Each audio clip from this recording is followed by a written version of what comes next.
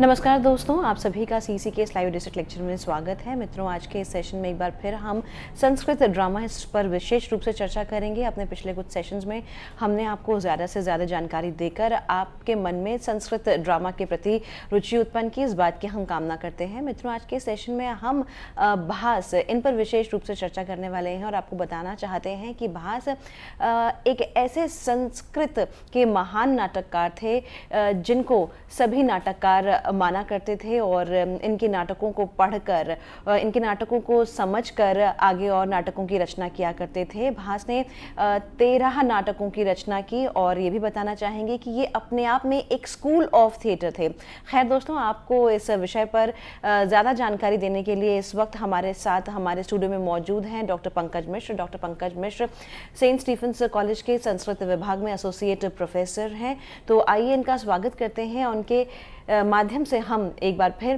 भास पर विशेष रूप से जानकारी प्राप्त करने की कोशिश करते हैं इस चर्चा के माध्यम से। तो डॉक्टर पंकज मिश्र, आपका एक बार फिर से बहुत बहुत स्वागत है। धन्यवाद गीतिका जी। आपने सूत्र रूप में भास की समग्रता हमारे सामने प्रकट कर दी। मित्रों, भास सही अर्थों में अपने आप में यह एक स्कूल है, एक संस्था है, खास करके नाटकों में जिनकी अभिरुचि है। नाटकों में अभिरुचि से तात्पर्य यह कतई नहीं कि मंचन के लिए, बल्कि मंचन के साथ साथ नाटक राइटिंग, जो स्क्रिप्ट राइटिंग जिसे कहते हैं, अगर उनकी प्रथम शिक्षा कहीं से प्राप्त करनी हो तो निस्संदेह यदि उसका नाम हम लें तो वो भास ही होंगे। मित्रों, हमने नाटक की एक श्रृंखला प्रारंभ की है जिसमें कि हमने अभी तक नाटक की संरचना, नाटक के संविधान के विषय में जानकारी की ली। नाटक में क्या क्या एसेंशियल्स हैं, अनिवार्य तत्व क्या हैं, आवश्यक तत्व क्या हैं, इनकी जानकारी ली। अब हम क्रमशः एक एक जो प्रसिद्ध नाटककार है, जिसने संस्कृत नाटक को एक नई दशा और दिशा दी, जिसने नाटकों के माध्यम से भारतीय समाज को हमारे सामने प्रस्तुत किया, जिसने अपनी रचना के माध्यम से हमारी संवेदना को, हमारी भावनाओं को गलित और विगलित किया। भास के परिचय को यदि हम लें तो प्रायशः जो नाटक, जो संस्कृत साहित्य के इतिहास की पुस्तकें लिखी गई, जैसे मैकडोनल आदि ने जो पुस्तकें लिखी, कीथ आदि ने जो पुस्तकें लिखी, उनमें प्रत्यक्षतः भास की चर्चा नहीं है। दूसरे शब्दों में कि अगर हम मैकडोनल की किताब को फोकस करें तो भास के विषय में किसी भी प्रकार का क्रिटिसिज्म वहां उपलब्ध ही नहीं होता, किसी भी नाटक के नाम की चर्चा नहीं होती। क्यों? क्योंकि जिस समय इस संस्कृत साहित्य के इतिहास की पुस्तक लिखी गई थी, उस समय भास के बारे में हमारे पास कोई ऐतिहासिक जानकारी नहीं थी। लेकिन 1912 में इस तिथि को एक बार संशोधित कर दूं, इनके विषय में 3 तिथियां प्राप्त होती है। 1911, 1912, 1913, कई ग्रंथ में 1910 भी लिखे होते हैं कि चाहे आप 1910 कहें या 1913 कहें या चारों में जो भी कोई एक ईस्वी की बात करें, समय की बात करें, इस 1913 ईस्वी के बाद जब भास के सारे नाटक हमारे सामने आते हैं, उसके बाद से एक काव्य जगत में, नाट्य जगत में क्रांति सी आती है और सब लोगों ने भास को पढ़ा और तब जाकर के भास के ऊपर में आलोचना, समालोचना, प्रत्यालोचना प्रारंभ होती है। भास एक महान नाटककार थे, इसमें किसी भी प्रकार का संदेह नहीं। क्यों? क्योंकि संस्कृत साहित्य के जो कवि जिन्होंने अनामिका को सार्थवती किया, ऐसे महाकवि कालिदास भी भास के प्रति सम्मान अभिव्यक्त करते हैं। न केवल भास बल्कि परवर्ती जितने भी साहित्यकार हुए हैं, कमोबेश, न्यूनान्यून, न्यूनातिन्यून, सबने किसी न किसी रूप में भास को स्मरण जरूर किया है, चाहे नाम के रूप में, चाहे प्रशंसा के रूप में, चाहे उदाहरण के रूप में या किसी अन्य रूप में। तो इस प्रकार भास जरूर संस्कृत नाट्य साहित्य के सूत्रधार थे। जिस तरह नाटक में सूत्रधार होते हैं, उसी प्रकार नाट्य साहित्य के सूत्रधार यदि कहा जाए तो भास है। लेकिन यहां पर एक टिप्पणी आवश्यक है, इसका यह कतई अर्थ नहीं कि भास से पहले कोई नाटककार नहीं हुए होंगे। जैसा कि हम अच्छी तरह से जानते हैं कि भरत ने एक विशद नाट्य शास्त्र की रचना की है और इस नाट्य शास्त्र की रचना ही तब हुई होगी जबकि इससे पूर्व कोई न कोई नाटक समाज में विद्यमान होगा। स्वयं भरत मुनि ने लक्ष्मी स्वयंवर नामक नाटक की रचना की थी, जिसका उल्लेख विक्रमोर्वशीयम के तृतीय अंक में हम पाते हैं और वहां पर महाकवि कालिदास ने स्पष्ट रूपेण यह प्रयोग किया है कि मुनिना भरतेन यह प्रयोगः भवति स्वस्त रसाश्रयो निबद्ध आदि। तो भास से पूर्व के नाटककार की चर्चा है। अश्वघोष है जिन्होंने शारिपुत्र प्रकरणम की रचना की। तो और हैं कई ऐसे ज्ञात अज्ञात नाटककार, लेकिन जिस प्रकार हम हिंदी साहित्य में प्रेमचंद से अपनी चर्चा प्रारंभ करते हैं उत्कृष्टता की, उसी प्रकार उत्कृष्ट नाट्य लेखन परंपरा जो है वो भास से प्रारंभ होती है और इसलिए भास महत्वपूर्ण है। भास कहीं भी कोई भी ऐसी संस्था नहीं है जहां पर कि भास को अध्ययन और अध्यापन का विषय न बनाया गया हो। इसलिए भी भास आवश्यक हो जाता है, क्योंकि कोई भी नाटककार हो, कोई भी साहित्यकार हो, जब वो हमारे अध्ययन अध्यापन का विषय बन जाता है तो आवश्यक रूप में उसका एक महत्वपूर्ण स्थान बन जाता है और भास उसी रूप में थे। भास 1900 जैसा कि हमने कहा कि 1912-13 तक ज्ञात थे, किंतु इनकी कृतियां अज्ञात थीं। अर्थात इन्होंने किस चीज की रचना की, हाँ कहीं कहीं संकेत रूप में राजशेखर आदि ने स्वप्न वासवदत्तम आदि के नाम के माध्यम से चर्चा जरूर की है। उदयन वासवदत्ता की कहानी के माध्यम से उल्लेख जरूर प्राप्त होता है कि भास ने स्वप्न वासवदत्तम नामक नाटक की रचना की थी, लेकिन कितने नाटकों की रचना की थी, किन किन नाटकों की रचना की थी, इसका उल्लेख नहीं है। टी गणपति शास्त्री जिन्होंने संस्कृत नाट्य परंपरा में एक महान क्रांति लाई, भास के हस्तलिपियों को, भास के नाटक की जो मैन्यूस्क्रिप्ट है, जो पांडुलिपि है, उसको प्राप्त करने के बाद ये 13 नाटकों की प्राप्त होने की उन्होंने घोषणा की। और यह 13 नाटक जो है इसको इन्होंने नाटक चक्र कहा। यद्यपि नाटक चक्र का प्रथम प्रयोग राजशेखर ने किया, भास के नाटक चक्र। जहां नाटक चक्र की चर्चा आती है तो इसका यह अर्थ निकलता है कि एक नाटक नहीं बल्कि कई सारे नाटक चक्र का अर्थ यहां समूह है, अर्थात भास के नाटक के समूह, यानी 2-4 नाटक नहीं, कई नाटक। और इसीलिए जैसा कि आपको शुरू में सूचना दी थी गीतिका जी ने, 13 नाटकों की रचना भास की प्राप्त होती है। बल्कि आधुनिक आज से 10 वर्ष 20 वर्ष पहले कुरुक्षेत्र यूनिवर्सिटी में किसी शोधकर्ता ने यह सिद्ध करने का प्रयास किया था कि यज्ञ फलम नामक एक नाटक है, इस नाटक को जोड़ने के बाद भास के 14 नाटक हो जाते हैं। तो यज्ञ फलम की चर्चा हम बाद में करेंगे, लेकिन मूल विषय जो है, जो सर्वथा ज्ञात है, सर्वश्रुत है, सर्वविश्रुत है, वह 13 नाटक ही हैं। हमने यह भी चर्चा की कि प्रायः सारे परवर्ती साहित्यकार ने, ध्यान रखेंगे मैं केवल नाट्यकार की बात, नाट्यकर्ता की बात नहीं कर रहा, प्रायशः सारे साहित्यकार ने भास की चर्चा की है किसी न किसी रूप में। 2-4 नाम अगर हम लें तो कालिदास हैं, बाणभट्ट हैं। बाणभट्ट नाटककार नहीं है, लेकिन बाणभट्ट गद्यकार हैं, लेकिन फिर भी उन्होंने अपने हर्षचरितम में भास की चर्चा की है, जिसका हम उल्लेख आगे करेंगे। वाक्पति राज हुए, राजशेखर हुए, पीयूष वर्ष जयदेव हुए, इन सब ने नामना, संकेत से नहीं नाम से भास का उल्लेख किया है। इस सब के बावजूद भास संस्कृत साहित्य में एक पहेली के रूप में विद्यमान है। अब यह पहेली क्यों है, हम इसकी चर्चा आगे अपने इसी क्रम में करेंगे, लेकिन मैंने जो परिचय रूप में आपके सामने रखा कि एक महान नाटककार थे। 1912 से पूर्व भास ज्ञात तो थे, लेकिन इनकी कृतियां अज्ञात थीं। टी गणपति शास्त्री ने 13 नाटकों के द्वारा इनके सारे नाटकों के प्राप्त होने की घोषणा करके एक क्रांति लाई नाट्य जगत में। और साथ ही हमने यह भी कहा कि कई सारे जो साहित्यकार हैं वे इनके प्रति सम्मान व्यक्त करते हैं। और इस सब के बावजूद एक और प्रश्न इनके ऊपर हमने छोड़ दिया कि भास स्वयं में एक पहेली हैं। कैसे, इसकी चर्चा आगे करेंगे। लेकिन इस सब के बावजूद जो किसी भी नाटककार हो, साहित्यकार हो, प्रथम प्रश्न यह उत्पन्न होता है कि यह कब हुए। काल विषयक चिंतन है। कई सारे मत हैं, लेकिन प्रमुख रूपेण 2 मत प्राप्त होते हैं। एक है ए बी कीथ का। हम ए बी कीथ की चर्चा कर ले 2 वाक्यों में कि ए बी कीथ ने संस्कृत साहित्य का जो सर्वेक्षण है, संस्कृत साहित्य का जो इतिहास है, वो सर्वांग पूर्ण सबसे पहले उन्होंने ही लिखा। जबकि इसके पूर्व इनके गुरु खुद मैकडोनल्ड ने रचना कर दी थी, इससे पहले मैक्स मुलर ने रचना की, इससे पहले आप पाएंगे विंटरनित्ज ने रचना की और कई लोगों ने रचना की यथा समय। लेकिन मैंने कहा कि सर्वांग पूरी तरह से सर्वथा पूर्ण नाट्य साहित्य का जो सर्वेक्षण है हमारे सामने ए.बी. कीथ ने प्रस्तुत किया। और आज हर छात्र के मुंह पर ए.बी. कीथ जो है वो एक नाम के रूप में सदैव विद्यमान रहता है जब वे प्रथम वर्ष में संस्कृत में प्रवेश लेते हैं। तो ए.बी. कीथ ने एक सिद्धांत दिया भास के काल को लेकर के, वह यह कि भास लगभग 300 ईस्वी के आसपास हो चुके थे। 300 ईस्वी यानी आज से लगभग 1700 वर्ष पूर्व भास हो चुके होंगे।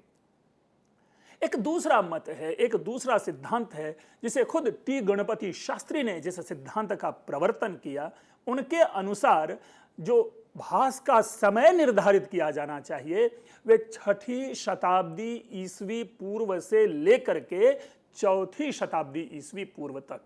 दूसरे शब्दों में आज से लगभग 2600 वर्ष से लेकर के 2400 वर्ष पूर्व हमें भास को रखना चाहिए। मित्रों, लगभग 10वीं शताब्दी, 10वीं ना कहें 7वीं शताब्दी से पूर्व, अर्थात राजा हर्ष से पूर्व, हर्षवर्धन से पूर्व प्रायशः जो भी साहित्यकार हुए हैं, जो भी काव्य लिखने वाले कवि हुए हैं, उनके विषय में इतिहास किसी न किसी रूप में मौन है। न केवल इतिहास बल्कि ये कवि स्वयं अपने विषय में मौन रहे हैं। इन्होंने अपने विषय में कोई संकेत नहीं दिया कि वे किस काल में हुए। और यही कारण है कि जितने भी इससे 7वीं शताब्दी से पूर्व के कवि हुए हैं, चाहे वो भास हों, कालिदास हों, चाहे वो दंडी हों, चाहे वो भारवी हों, इन सब के विषय में एक संदेह बना हुआ सा रहता है कि इनका काल हम क्या तय करें। और उन्हीं में से भास हैं जिनके विषय में तो शेल्डन पॉलक जो एक आधुनिक जीवंत एक समीक्षक हैं, उन्होंने भास को 10वीं शताब्दी का सिद्ध करने का प्रयास किया है। दुखद है। इसकी चर्चा हम अभी कंटिन्यू कर रहे हैं कि भास को किस काल का ठहराया जाना चाहिए। कई तर्क हैं, कई वितर्क हैं, उन तर्कों का विश्लेषण होगा, तदनुसार जाकर के एक निश्चित मत के ऊपर में हम चिंतन करते हैं। मित्रों, किसी भी कवि के, किसी भी काव्य के विषय में जब हम निर्धारण करते हैं काल का, तो उसकी 2 सीमा आवश्यक रूप से निर्धारित की जानी चाहिए, एक निम्न और एक ऊपर, यानी कम से कम इससे पूर्व हो चुके होंगे।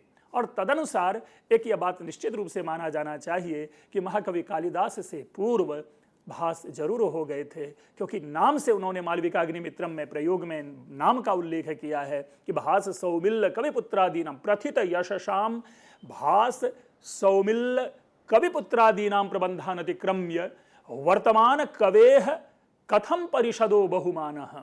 तो इस तरह से भास का उल्लेख वहां पर है। तो कालिदास से पूर्व भास को निश्चित रूपेण समझा जाना चाहिए। अब प्रश्न उत्पन्न होता है कि कालिदास का क्या हम समय रखें। चलिए इसकी भी चर्चा होगी, लेकिन पहले हम कीथ के मत को समझें कि कीथ ने क्या क्या बातें कही है इस पक्ष में कि 300 ईस्वी में जरूर ये हो चुके होंगे। सबसे पहला तर्क तो इन्होंने यह रखा कि कालिदास भास से परिचित थे। स्वाभाविक है, अभी हमने आपके सामने एक पंक्ति दी जो स्वयं कालिदास के द्वारा लिखी गई पंक्ति थी मालविकाग्निमित्रम की। तो कालिदास भास से परिचित थे। कीथ के अनुसार कालिदास का काल 400 ईस्वी के लगभग है। 400 ईस्वी यानी आज से लगभग 1600 वर्ष पूर्व। एक और तीसरा जो बिंदु वो देते हैं, तर्क देते हैं, प्रतिमा परंपरा। मित्रों, ये केवल 3 ही तर्क नहीं हैं कीथ के, बल्कि ये 3 ऐसे तर्क हैं जो विचारणीय हैं और सारे तर्क में कोई बल नहीं है, इसलिए उन तर्कों की चर्चा हमने आपके सामने नहीं लाई है। इन 3 तर्कों के विश्लेषण को देखते हैं। जो दूसरा तर्क है, कालिदास को 400 ईस्वी के आसपास का माना जाना कीथ के द्वारा, और इस आधार पर चूंकि प्रथित यशसाम शब्द प्रयोग किया है भास के लिए, तो प्रथित यशसाम शब्द का अर्थ होता है प्रसिद्ध यश वाले, अर्थात महाकवि कालिदास के समय भास को व्यापक प्रसिद्धि मिल चुकी थी, तो इसीलिए वो प्रथित यश हुए। और तदनुसार एक अगर तर्क लें कि किसी भी कवि और काव्य का उस युग में यदि हमें प्रसिद्धि की दृष्टि से विवेचन करना हो, तो स्वाभाविक रूप से 100 वर्षों का अंतराल दिया जाना चाहिए, क्योंकि प्रसिद्धि के लिए 100 वर्ष कम से कम लगे होंगे, तब जबकि दोनों एक देश कोश के रहने वाले न हों। अलग अलग भिन्न भिन्न प्रदेश के रहने वाले यदि हैं तो इसलिए उनको 100 वर्ष देते हैं। यदि एक ही जगह के रहने वाले हों, ऊपर नीचे रहने वाले हों, तो उनको 50 वर्ष, 20 वर्ष, 25 वर्ष के मध्य उस अंतराल को रख करके हम उनके काल का निर्धारण कर सकते हैं। तो इस आधार पर कालिदास 400 ईस्वी, कालिदास से 100 वर्ष पहले भास हो चुके होंगे, तदनुसार इन्होंने 300 वर्ष किया। और इसके लिए इन्होंने एक और तर्क दिया, वह है प्रतिमा का। यह प्रतिमा क्या है? भास ने जिन 13 नाटकों की रचना की है उनमें एक नाटक का नाम है प्रतिमा। यह प्रतिमा राम की कहानी पर आधारित है, रावण की कहानी पर आधारित है। इसके विषय में भी और कई सारी चर्चा आएगी प्रतिमा के विषय में, बल्कि भास के जो 3 सर्वश्रेष्ठ नाटक हैं उन सर्वश्रेष्ठ नाटकों में स्वप्न वासवदत्तम, प्रतिमा और उरुभंगम की गिनती की जा सकती है। तो इसलिए भी प्रतिमा जो नाटक है प्रसिद्ध है। लेकिन प्रतिमा शब्द को लेकर के चर्चा से ज्यादा उस प्रतिमा में है क्या, उसकी चर्चा करनी जरूरी है। प्रतिमा में विशुद्ध रूपेण दिखाया गया है कि जो भी राजा हैं दशरथ से पूर्व, उनकी मूर्तियां एक मंदिर में लगी हुई है। यानी दिलीप की मूर्ति लगी है, रघु की मूर्ति लगी है, प्रतिमा लगी हुई है एक मंदिर में, अज की प्रतिमा लगी हुई है। और दशरथ की प्रतिमा इसलिए नहीं लगी हुई है कि उनकी मृत्यु नहीं हुई है। लेकिन भरत जब अपने मतलब नौनिहाल से जब वापस लौट रहा है तो देखता है कि वहां पर दशरथ की भी प्रतिमा लगी हुई है। और जब वो पूछता है कि यह किसकी प्रतिमा है तो किसी ने बताया कि यह दशरथ की प्रतिमा है। तो यह सुनते ही वो बेचारा मूर्छित होकर के गिर पड़ता है, क्योंकि इनको यह अनुभूति हो जाती है कि उनके पिता दशरथ की मृत्यु हो चुकी है। अस्तु, अब यह प्रतिमा लगाया जाना यह अपने आप में महत्वपूर्ण है, क्योंकि अगर भारतीय शास्त्रों का, भारतीय जैसे रामायण हो, महाभारत है आदि का यदि विश्लेषण करें तो मूर्ति बनने आदि की हो सकता है उल्लेख हम स्थापित कर दें कि मूर्तियां बनती होंगी। लेकिन यह स्थापित करना कि मंदिरों में पूजा के लिए मूर्तियां लगाया जाना, मूर्तियों की स्थापना करवाया जाना, इसका उल्लेख प्राप्त नहीं होता। और जैसा कि हम सभी जानते हैं कि बुद्ध के उदय के बाद यह प्रतिमा आदि लगाने की परंपरा प्रारंभ हुई है। और तदनुसार यह प्रतिमा जो है कनिष्क के बाद, जब कनिष्क राजा बने तो उसके बाद यह प्रतिमा आदि की परंपरा चली है। ऐसा ये मेरा कहना नहीं है, इतिहासकारों का कहना है। और इसलिए ये भी जो प्रतिमा है ये निस्संदेह कनिष्क के बाद की ही प्रतिमा होगी। और उस आधार पर यह विश्लेषण देते हैं कीथ कि 300 ईस्वी के आसपास भास हो चुके होंगे।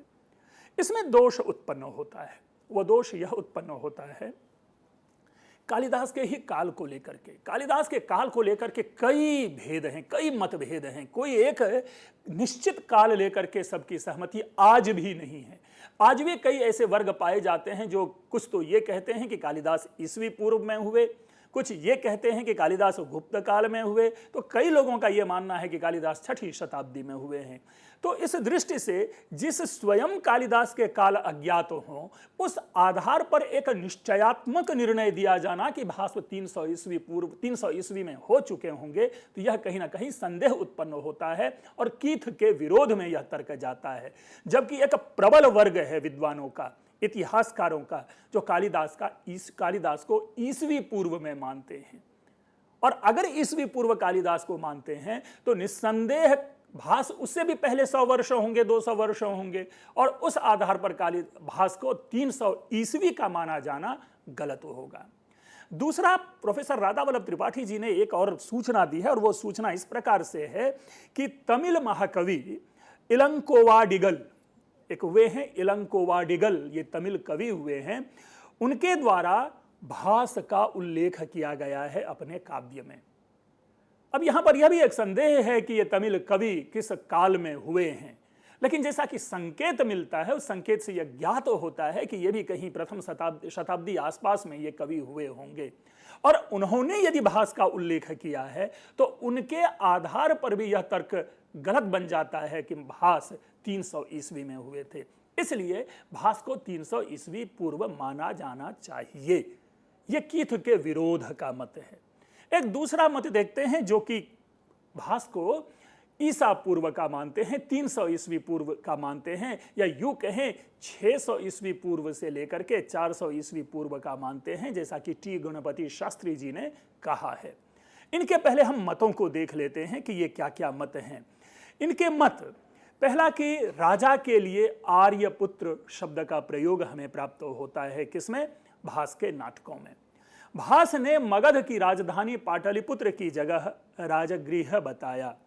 और तीसरी सबसे बड़ी बात कि रावण, जो कि प्रतिमा नाटकम में अभी मैंने बार बार चर्चा की है और आगे भी चर्चा होगी, प्रतिमा नाटकम में चरित्र है रावण, जो रावण अपना वेश बदल करके ब्रह्मचारी का, साधु सन्यासी का वेश धारण करके राम के पास आता है और राम को अपना परिचय देता है कि भोह काश्यप गोत्रोस्मि, यानी मैं काश्यप गोत्र वाला हूं, सांगोपांगम वेद मधीये, यानी वेद के मैंने अंगोपांग अर्थात वेद वेदांग सबको हमने अध्ययन कर लिया है। मानवीयम धर्म शास्त्रम, माहेश्वरम योग शास्त्रम, बाढ़स्पत्यमर्थ शास्त्रम, मेधातिथेर न्याय शास्त्रम, प्राचेतसम श्राद्ध कल्पम च। अपने इस संवाद में रावण कहता है कि मैंने किन किन शास्त्रों का अध्ययन कर लिया है, और यह संवाद तैयार किया गया भास के द्वारा। भास ने यह संवाद रावण को दिया है। अब इसमें दो प्रश्न जो है उसके विषय में संदेह उत्पन्न हो जाता है। वह यह संदेह कि एक तो कहते हैं कि माहेश्वरम योग शास्त्रम, जबकि सामान्य रूप से विदित है कि पतंजलि का योग शास्त्र है। तो प्रश्न यह उत्पन्न होता है कि अगर भास पतंजलि के बाद हुए होते तो उनको पतंजलि योग शास्त्रम कहना चाहिए, लेकिन इन्होंने माहेश्वर योग शास्त्रम कहा, क्योंकि जो माहेश्वर पतंजलि से बहुत पहले हो चुके। तो इसलिए अर्थात भास को पतंजलि का ज्ञान नहीं है, तो इस अनुसार पतंजलि से पूर्व भास को होना चाहिए। दूसरा इन्होंने यह तर्क दिया कि अर्थशास्त्र की रचना तो जो सर्वविदित है वो कौटिल्य के द्वारा है, लेकिन यहां पर हम क्या पाते हैं कि बारहस्पत्यम अर्थशास्त्रम की चर्चा पाते हैं।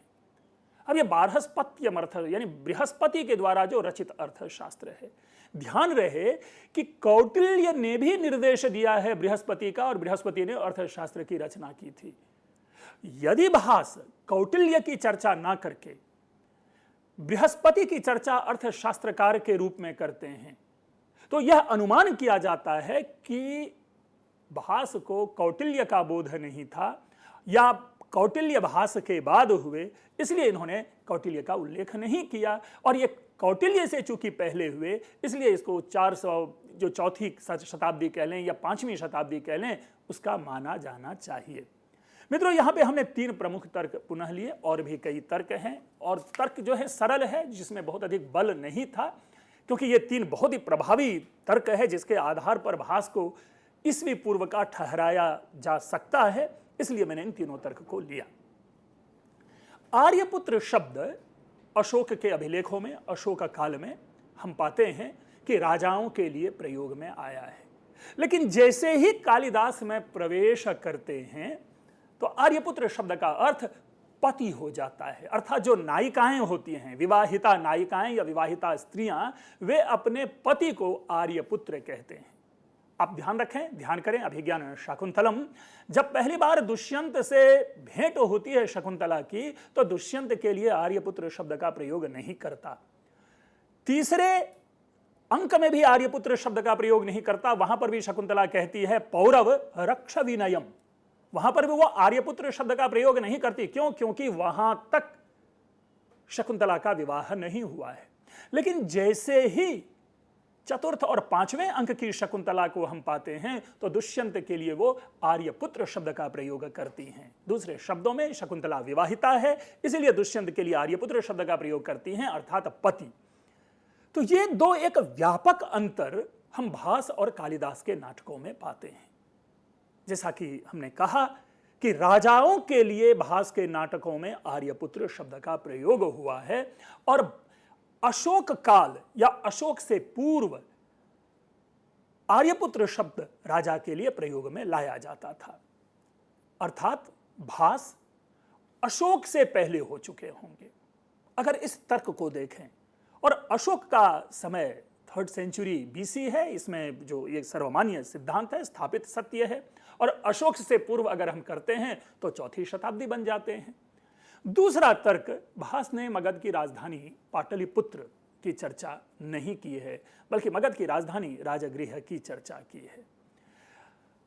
रामायण में भी पाटलिपुत्र का उल्लेख नहीं प्राप्त होता, जैसा कि हम सभी जानते हैं, क्योंकि रामायण में पाटली ग्राम की चर्चा होती है, क्योंकि जिस समय रामायण रचा गया था उस समय पाटलिपुत्र नामक नगर की स्थापना नहीं हुई।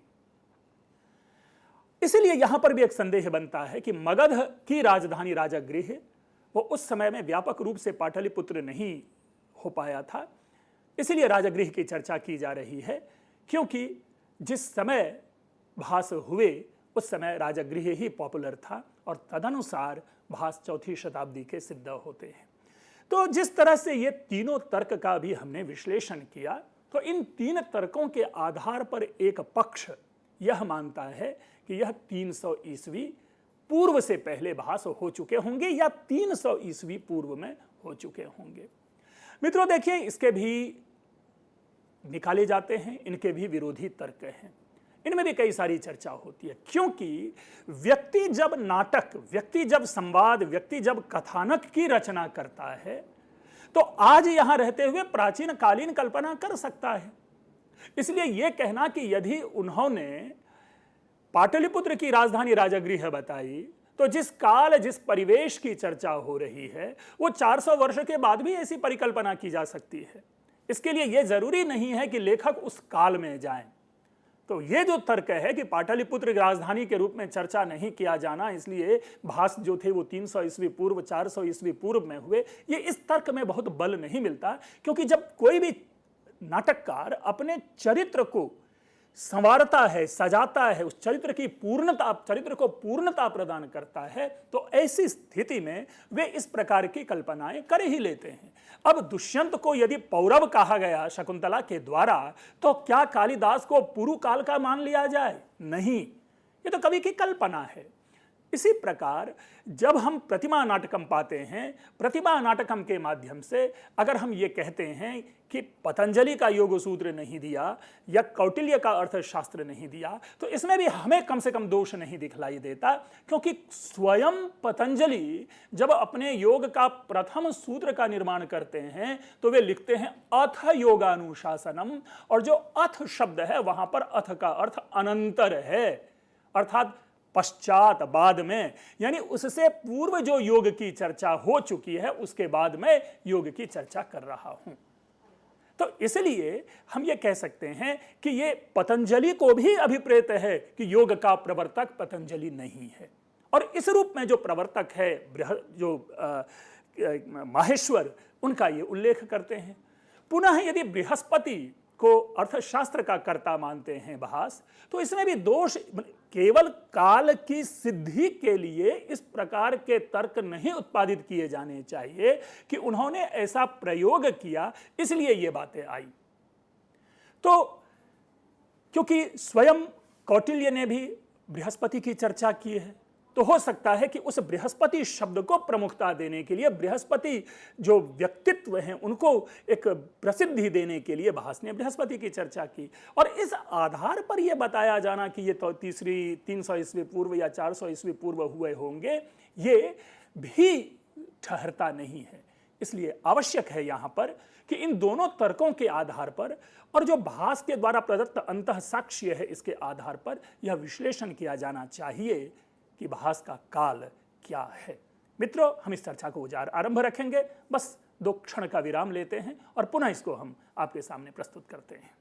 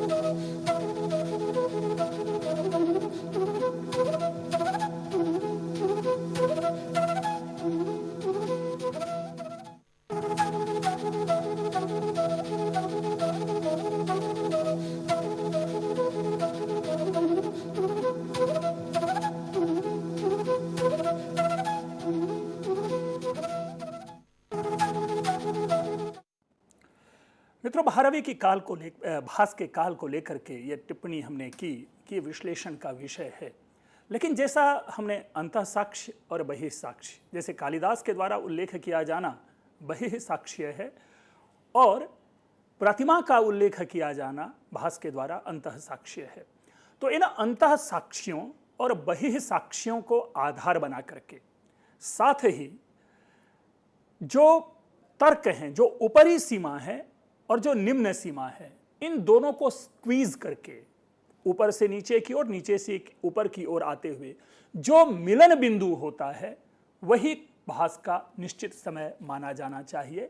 और तदनुसार एक आम परंपरा में यह बात जरूर होनी चाहिए कि हम कह सकते हैं कि 300 ईस्वी पूर्व से लेकर के 300 ईस्वी के मध्य निस्संदेह महाकवि भास के काल का निर्धारण किया जाना चाहिए। इसी से मिलती जुलती एक और बात है जो मैंने शुरू में कही थी आपके सामने कि भास अपने आप में एक पहेली है। वो पहेली इस रूप में है कि भास विषयक कई प्रकार की चर्चाएं प्राप्त होती है और जो मैं अभी बात आपके सामने प्रस्तुत कर रहा हूं, कदाचित उन्हीं बातों को आधार बना करके शेल्डन पॉलक ने शायद भास को 10वीं शताब्दी तक का सिद्ध करने का प्रयास किया है। वो ये है कि 3 कवि हुए हैं संस्कृत जगत के। एक का नाम है भास, दूसरे का नाम है धावक और तीसरे का नाम है घटकरपर। आप पाएंगे कि भास, घटकरपर तथा धावक समीक्षा जगत में इन तीनों को एक ही माना जाता है, अर्थात ये तीनों अभिन्न हैं, एक ही व्यक्ति हैं। इनके ये 3 भिन्न भिन्न नाम हमारे सामने उपलब्ध हैं। अब पहले इनको समझते हैं कि इसके माध्यम से बात क्या निकलती है। अगर हम इन तीनों को एक मान लें तो निस्संदेह भास को 10वीं शताब्दी का बाद मानना पड़ जाता है। इसलिए आवश्यक है इस पहेली को सुलझाना कि भास, घटकरपर और धावक में क्या साम्य है या क्या वैषम्य है। राजशेखर ने अपने ग्रंथ में भास को जाति से धावक कहा है। धावक से तात्पर्य है धोबी, रजक। और धावक नामक एक कवि हुए हैं जो कि हर्ष के दरबार के थे। उन्होंने 3 नाटकों की रचना की, नागानंद, रत्नावली और प्रियदर्शिका। अब ये 3 नाटकों की रचना की और ऐसा माना जाता है कि इन तीनों नाटकों के रचयिता धावक थे और ये वही धावक थे जो भास नाम से प्रसिद्ध हैं। तो इसलिए धावक और भास अभिन्न हैं। दूसरी जो घटकरपर की चर्चा आती है, ये घटकरपर और भास दोनों अभिन्न हैं क्योंकि हेमचंद्र जो कि एक जैन कवि हुए हैं, उन्होंने काव्यानुशासन में एक बड़ा अच्छा गद्य का प्रयोग करते हुए ये सूचना दी है जो आपके सामने मैं अभी पढ़ता हूं। और उसमें उन्होंने ये बताने की कोशिश की है कि घटकरपर और भास एक ही थे, घटकरपर ही भास नाम से जाने जाने लगे। वो पंक्ति इस प्रकार है कि संप्रति पराम काष्ठाम आरूढ़े नापि भासेन भूतपूर्वा स्वकीया दशा न विस्मृता यतोनेन पूर्वचरितम घटकरपरेणोदक वहनमेव प्रतिज्ञातम प्रतिज्ञां चेमामसहमानाः परे कवयः परिहसितु मनसो विक्रमार्क सभ्यमेनं भासं तज्जाति स्मारक घटकरपर नामना व्यवजहरुः क्रमेण स एव व्यपदेशो भास महाकवेः सुप्रसिद्धः संपन्नः। अस्तु, इस पंक्ति से कहीं ना कहीं यह संदेश देने का प्रयास किया गया है कि घटकरपर और भास एक ही व्यक्ति थे जो 2 भिन्न नामों से जाने जाते थे। मित्रों, यहां पे हम सबसे पहले चर्चा कर लें। मैं सबसे पहले घटकरपर की चर्चा कर दूं और कई जगह मैंने घटकरपर की चर्चा की है। महाकवि कालिदास ने कुमार संभवम के प्रथम सर्ग के 3रे पद्य की 2री पंक्ति में बड़े एक सार्वभौमिक पंक्ति की रचना की और वो पंक्ति है, एको ही दोषो गुण सन्निपाते निमज्ज तीन्दोह किरणे श्विवांकः, जिसका अर्थ यह बनता है कि अगर किसी व्यक्ति में सैकड़ों गुण हों तो उन सैकड़ों गुण में एक दोष छिप जाता है। ठीक उसी प्रकार जिस प्रकार की चंद्रमा की किरणों के समूह में, चंद्रमा की किरणों में उनका कलंक छिप जाता है। बड़ी सुंदर बातें की। वहां पर हिमालय की महिमा की स्थापना है और हिमालय पर जो शैत्य है, जो बर्फ है, उसको कई लोग कहते हैं कि यह हिमालय का दोष है, तो कालिदास उसको डिफेंड करते हैं कि उस दोष को दोष नहीं माना जाना चाहिए क्योंकि हिमालय में इतने गुण हैं कि उन सारे गुणों में वो जो शैत्य है, जो बर्फ का होना है, वो छिप जाता है, वो दोष नहीं रह जाता। बड़ी प्रशंसा हुई, बड़ी अच्छी इसकी चर्चा हुई। और इसी का उत्तर प्रत्युत्तर घटकर्पर ने दिया। और घटकर्पर ने इस प्रकार दिया कि एको ही दोषो गुण सन्निपाते निमज्जतीन्दो रीति यो बभाषे न तेन दृष्टम कविना समस्तम दारिद्र्यमेकम गुण कोटि हरि। कि जिस व्यक्ति ने ऐसा कहा कि सैकड़ों गुण में एक दोष छिप जाता है, उस व्यक्ति ने यह नहीं देखा कि करोड़ों गुण हो लेकिन एक दरिद्रता हो, गरीबी हो, तो उस एक दरिद्रता में करोड़ों गुण छिप जाते हैं। हमें यहां पर इस विषय, इस वाद विवाद का विश्लेषण नहीं करना है, बल्कि जो मूल विषय इसे ग्रहण करना है कि किसको जवाब दिया गया? कालिदास को। किसने जवाब दिया? घटकर्पर ने, अर्थात कालिदास के बाद घटकर्पर हुआ। और कालिदास ने किसकी चर्चा की है मालविकाग्निमित्रम में? किनको सम्मान दिया? कौन प्रसिद्ध यश वाले हैं? भास, अर्थात भास कालिदास से पूर्व हुए। तो भास और घटकर्पर में स्वाभाविक रूप से एक समय का अंतराल है और इसलिए भास और घटकर्पर एक नहीं हो सकते। यह किसी न किसी प्रकार का प्रासंगिक षड्यंत्र है हेमचंद्र के द्वारा, जो यह स्थापित करने का प्रयास कर रहे हैं कि भास और घटकर्पर एक है। दूसरा तर्क जो धावक के विषय में है, मित्रों, हम आप सभी जानते हैं कि मम्मट ने अपने काव्य प्रकाश में जब काव्य के प्रयोजन की चर्चा करते हैं, काव्यम यशशीर्थ कृते व्यवहार विदेश वेतरक्षतये आदि, तो उस जगह पे अर्थ कृते का विश्लेषण करते हुए वे धावक का उदाहरण देते हैं कि धावक ने 3 नाटकों की रचना की और वे 3 नाटक हैं नागानंद, प्रियदर्शिका जो और रत्नावली। इन तीनों नाटकों की रचना धावक ने की, लेकिन पैसे के लिए इन्होंने हर्षवर्धन को बेच दिया। तो हर्षवर्धन जो है 7वीं शताब्दी के आसपास है, 606 ईस्वी से। आप लोग सभी जानते हैं कि उस समय हर्षवर्धन थे, और हर्षवर्धन के समय का यदि धावक है तो ये भी 6ठी 7वीं शताब्दी के हुए। और भास की चर्चा कालिदास कर रहे हैं। या तो कालिदास को आप मान लें अत्यंत बाद में 11वीं 12वीं शताब्दी का, तब जाकर के यह सत्य स्थापित हो पाएगा, और या नहीं तो हमें यह मानना पड़ेगा कि भास और धावक एक कवि नहीं है। इसलिए भास के विषय में यदि इस प्रकार की पहेली है तो इसको एक लोक कथा, दंत कथा, लोक रुचि कथा के रूप में समझ करके इसकी उपेक्षा कर दी जानी चाहिए। जब भी कभी भास के काल का विश्लेषण हो, जब भी भास के परिचय की चर्चा हो, या जब भी कभी भास के विषय में किसी प्रकार की टिप्पणी की जाती हो। तो अस्तु ये पहली है। पहली और भी है, वो बीच बीच में जब इनके हम काव्य विश्लेषण की, नाट्य विश्लेषण, नाट्य वैशिष्ट्य की चर्चा करेंगे तो उस समय भी कई पहेलियां आएंगी जिनको कि हम सुलझाते रहेंगे। भास क्यों भास हैं? भास की प्रसिद्धि का कारण क्या है? इसमें स्वाभाविक रूप से कोई भी कवि क्यों ना हो, उनकी प्रसिद्धि उनके काव्यों से होती है। इसीलिए प्रश्न उत्पन्न होता है कि भास की प्रसिद्धि में जो प्रमाणभूत काव्य हैं वे काव्य कौन कौन से हैं। शुरू में ही चर्चा हुई है, भास ने 13 नाटकों की अथच संशोधित करके बोले रूपकों की चर्चा की है। और इन 13 रूपकों का विश्लेषण अपने स्मरण में डालने के लिए हम इस प्रकार कर सकते हैं। कई लोगों ने इसे 4 प्रकार से इसका वर्गीकरण किया है। मैंने और अधिक सरल बनाते हुए इसका वर्गीकरण 5 प्रकार से किया है। वे 5 प्रकार हैं। पहला वर्गीकरण है रामायण कथा पर आधारित। रामायण के को आधार बना करके भास ने 2 नाटकों की रचना की, और वे दोनों नाटक हैं प्रतिमा और अभिषेक। प्रतिमा की चर्चा बार बार आ रही है और आती रहेगी, क्योंकि मैंने पहले ही कहा है कि भास के जो कुछ प्रसिद्ध नाटक हैं उनमें प्रतिमा एक है, और प्रतिमा का विस्मरण कभी से नहीं किया जाना चाहिए। ठीक है कि हम स्वप्न वासवदत्तम को सर्वाधिक महत्व देते हैं, लेकिन अगर वैषयिक दृष्टि से देखा जाए तो प्रतिमा किसी भी प्रकार से स्वप्न वासवदत्तम से न्यून नहीं है। अस्तु, महाभारत की कथा पर आधारित उनके 6 नाटक मिलते हैं। मित्रों, यहां पर कभी कभी कह दिया जाता है कि महाभारत के ऊपर आधारित 7 नाटक हैं, लेकिन मैंने इनको यहां पर बाइफरकेट किया है। मैंने इनको एक अलग प्रकार से वर्गीकृत किया है। जो डायरेक्टली रिलेटेड है महाभारत से वे 6 ही नाटक हैं, और वे 6 नाटक हैं मध्यम व्यायोग, पंचरात्रम, दूतवाक्यम, दूत घटोत्कचम, कर्णभारम और उरुभंगम। और एक जो 7वां नाटक जिसका कि संबंध महाभारत से जोड़ा जाता है वह है बालचरितम, जो आप देखेंगे तीसरे बिंदु पर है। हमने इसे कृष्ण कथा पर आधारित माना है, क्योंकि इसकी जो कथा है वो कथा महाभारत में प्राप्त नहीं होती, इसलिए इसे महाभारत से अलग ही समझा जाना चाहिए, और तदनुसार हमने इसे कृष्ण कथा पर आधारित माना है। जबकि अन्य जितने भी और भी कई समीक्षा ग्रंथ हैं, इतिहास की पुस्तकें हैं, कई अन्य विद्वानों ने केवल 4 ही प्रकार से इसका वर्गीकरण किया है और बालचरित का संबंध महाभारत से जोड़ दिया है। मैं ऐसा नहीं मानता। चौथा जो वर्गीकरण है वह है उदयन की कथा पर आधारित। स्वप्न वासवदत्तम, जैसा कि आप लोग सभी जानते हैं कि भास की जो एकमात्र प्रसिद्धि है वो स्वप्न वासवदत्तम से है।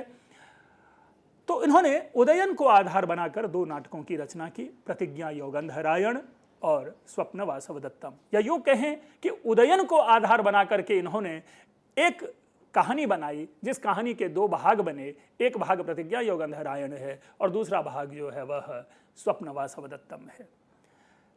5वां जो लोक कथा पर आधारित है वह है अविमारकम और चारुदत्तम। मित्रों, इसमें चारुदत्तम जो है वो अधूरा नाटक है, यह नाटक पूर्ण नहीं है, लेकिन महाकवि भास की कल्पना से प्रसूत नाटक है, जो या तो स्वयं भास ने इसे छोड़ दिया और इसको आधार बना करके शूद्रक ने बाद में मृच्छकटिकम की रचना की, या कभी कभी हम यह तर्क देते हैं कि मृच्छकटिकम नामक नाटक की रचना ही चारुदत्त ने की है, बाद में किसी शूद्रक ने उसे अपने नाम से कर लिया हो। यह भी विशेष विश्लेषण का विषय है। इसकी चर्चा जब हम मृच्छकटिकम का उल्लेख करेंगे उस क्रम में इस उलझन को हम सुलझाएंगे कि चारुदत्त की क्या भूमिका है मृच्छकटिकम के नेपथ्य में, या शूद्रक और भास एक हैं या भास और शूद्रक भिन्न हैं। इसकी जो उलझनें हैं वो उस समय हम सुलझाएंगे। तो मित्रों, ये 4-5 प्रकार से इनकी कृतियों का हम वर्गीकरण करते हैं और तदनुसार 13 नाटक होते हैं। बाद में जैसे कि चर्चा की, कुरुक्षेत्र में किसी एक विशेषज्ञ ने यज्ञ फलम नामक एक नाटक को भास द्वारा विरचित मानने का प्रयास किया। इसके विषय में आज तक सहमति नहीं बन पाई, इसलिए इसे भास के नाटकों के अंतर्गत नहीं रखा जाता है, इसे स्वीकार नहीं किया जाता है। लेकिन प्रश्न ये तो जरूर बनेगा कि क्यों नहीं स्वीकार किया जाता है। तो हमें उसके लिए यह तर्क बनाने पड़ते हैं कि क्यों ये 13 के 13 नाटक भास के द्वारा लिखित हैं। प्रश्न तो यह भी है ना कि क्या ये 13 के 13 नाटक भास के द्वारा ही लिखित हैं? क्या हो सकता है कि किसी ने कुछ, किसी ने किसी और की, किसी ने किसी और की रचना की हो। तो यह भी एक विश्लेषण का विषय बनता है कि जो 1912 से पूर्व जिन नाटकों की चर्चा तक नहीं थी, उन नाटकों को एक व्यक्ति के लिए कह दिया जाना कि इन नाटकों की रचना एक व्यक्ति विशेष ने की है, तो यह प्रश्न स्वाभाविक रूप से उत्पन्न होता है कि हम कैसे कहें कि ये सारे के सारे नाटक इन्हीं के लिखे हुए हैं। तो इनका भी हम विश्लेषण करते हैं और जानने का प्रयास करते हैं कि कैसे ये सारे के सारे नाटक इन्हीं के हैं। एतदर्थ हमने लगभग 9 या 10 तर्क जो है, तर्क तो कई हैं, 20, 22, 25 तर्क बनाए जा सकते हैं, लेकिन प्रमुख रूप से जिसका कि सबके साथ एसोसिएशन होता है, हम उनको जानने की कोशिश करते हैं। ये जितने 13 के 13 नाटक हैं, इन 13 नाटकों का प्रारंभ इस वाक्य से होता है, नांद्यन्ते ततः प्रविशति सूत्रधारः, यानी नांदी खत्म हो जाने के बाद सूत्रधार का प्रवेश होता है। इस रूप में हम ये वाक्य सारे नाटकों में पाते हैं। तो एक सिमिलैरिटी हुई 13 के 13 नाटक को यदि एक धागे में गूंथा जाए तो वो धागा क्या बना? नांद्यन्ते ततः प्रविशति सूत्रधारः। जबकि परवर्ती अन्य किसी नाटक में इस प्रकार का वाक्य प्रायशः नहीं लाया जाता प्रयोग में, और यदि प्रयोग में लाया भी जाता है तो उसकी एक पूरी व्यवस्था होती है।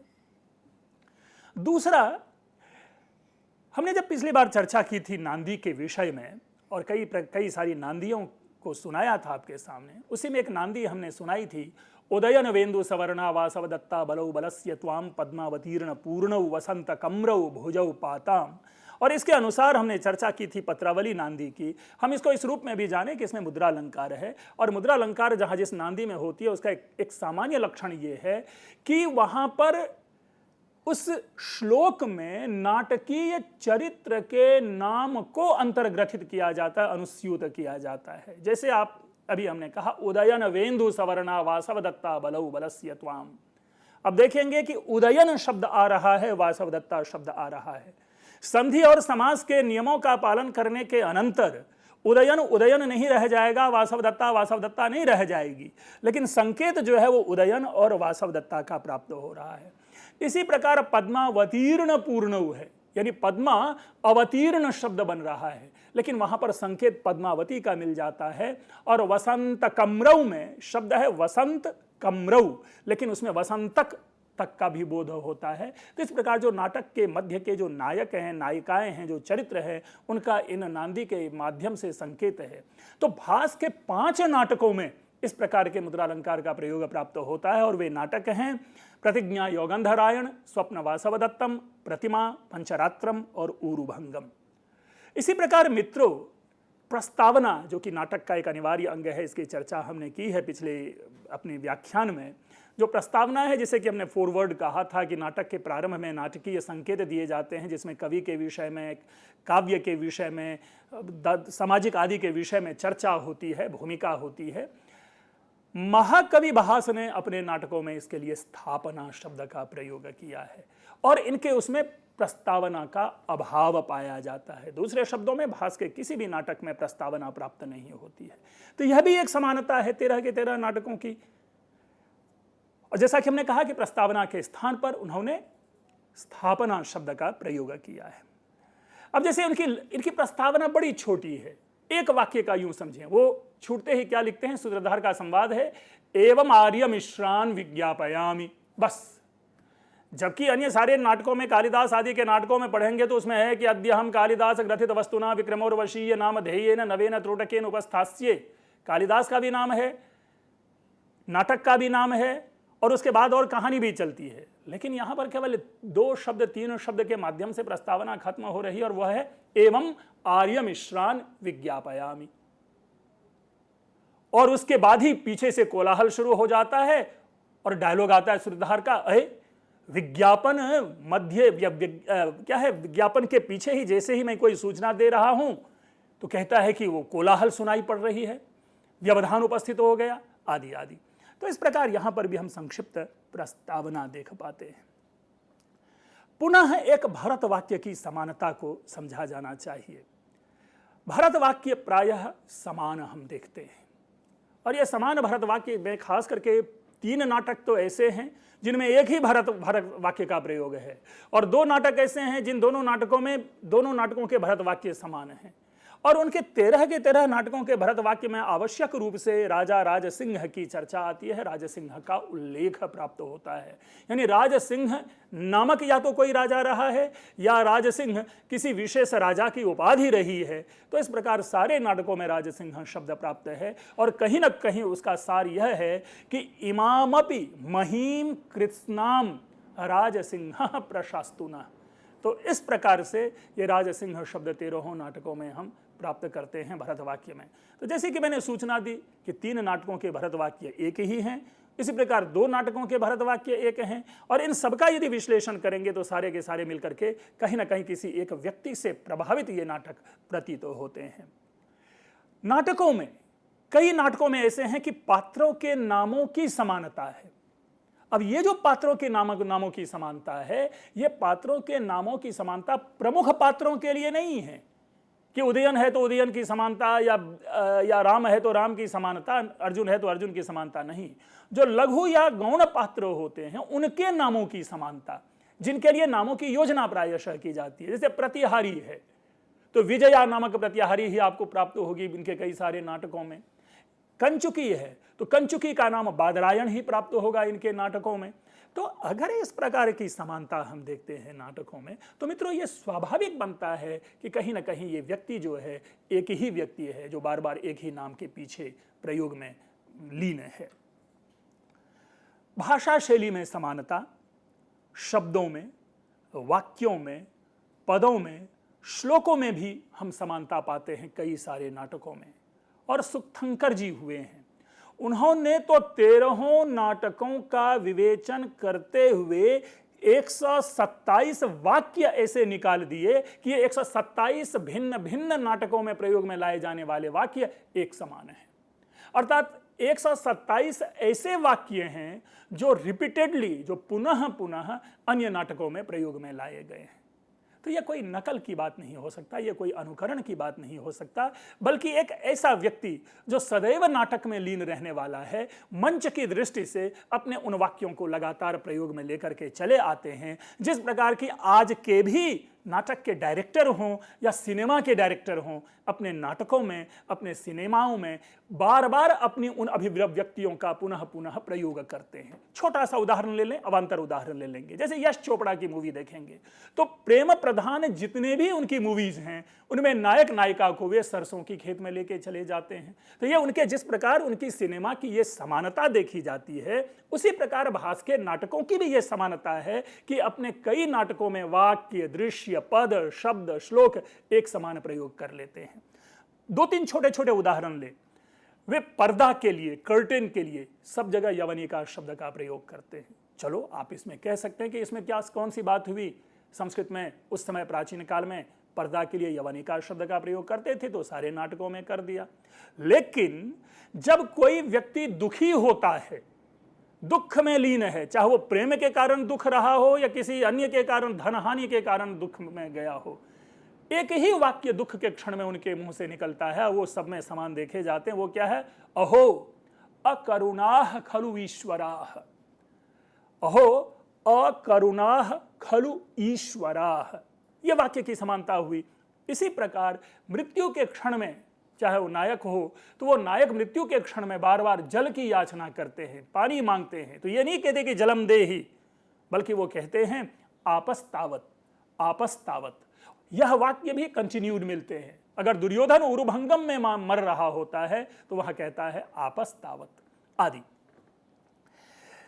कई नाटकों में परस्पर संबंध है, ये बहुत पुनः विश्लेषण का विषय नहीं है। हम आप देखते हैं प्रतिज्ञा योगंधरायण है और स्वप्न वासवदत्तम है, परस्पर संबद्ध है।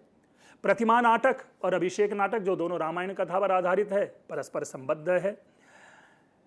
इसके साथ एक और समानता देखी जाती है कि माता के नाम के साथ पुत्र के नामों का निर्देश होता है।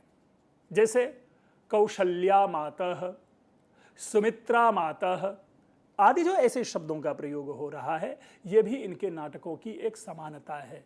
और तदनुसार यह निष्कर्ष निकाला जाता है, बल्कि इस आधार पर यह विरोध उठना ही नहीं चाहिए कि ये 13 के 13 नाटक किसी भिन्न नाटककारों के द्वारा लिखे गए हों। आवश्यक यह है कि इन कुछ उदाहरणों के द्वारा तो यह आवश्यक रूप से स्थापित किया जा सकता है कि ये 13 के 13 नाटक किसी एक व्यक्ति के द्वारा लिखा गया, और वह किसी एक व्यक्ति कोई भिन्न नहीं, कोई अन्य नहीं, बल्कि महाकवि भास हैं। मित्रों, अब इस भास के विषय में हम यह जानने को सोचें कि इनकी प्रसिद्धि किस रूप में काव्य जगत में है, किस प्रकार लोगों ने इन्हें सम्मान दिया है और कैसे इनको स्मरण किया है। हालांकि ढेर सारी कई पंक्तियां हैं, इन पंक्तियों को यहाँ पर उपस्थित करना अपने आप में, एक पंक्तियों को प्रस्तुत करना ही एक पूरी श्रृंखला, एक पूरा लेक्चर का विषय बन जाता है। लेकिन समीक्षा जगत में, काव्य जगत में जो बहुत प्रसिद्ध हैं, जिनको पढ़ करके, जिनको स्मरण करके छात्र लाभान्वित हो सकते हैं, मैंने उन 2-4 प्रसिद्ध जो पंक्ति है उन पंक्तियों को यहाँ पर लाया है और उसका मैं आपके सामने अभी विश्लेषण करता हूँ। एक पंक्ति जो कि पहले ही स्पष्ट कर चुका हूँ, कालिदास के द्वारा विरचित, कि प्रथित यशसाम भास सौमिल्ल कविपुत्रादीनां प्रबंधान अतिक्रम्य वर्तमान कवेह कालिदासस्य क्रियायां कथम परिषदो बहुमानः।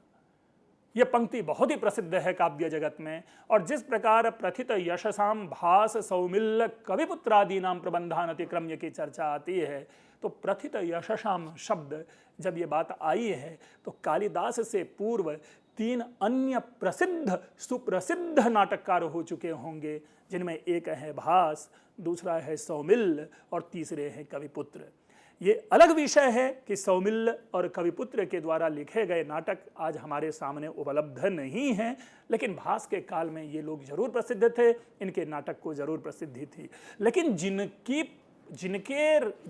कृतियां उपलब्ध हैं वे तो भास हैं, और भास की चर्चा, भास के प्रति सम्मान, और सम्मान भी ऐसा वैसा नहीं, प्रथित यशसाम कह करके सम्मानित किया जा रहा है अगर इन कवियों को, तो निसंदेह भास महाकवि कालिदास के समय अत्यंत प्रसिद्ध काव्य जगत में हो चुके होंगे, नाट्य जगत में हो चुके होंगे, तो यह सम्मान है।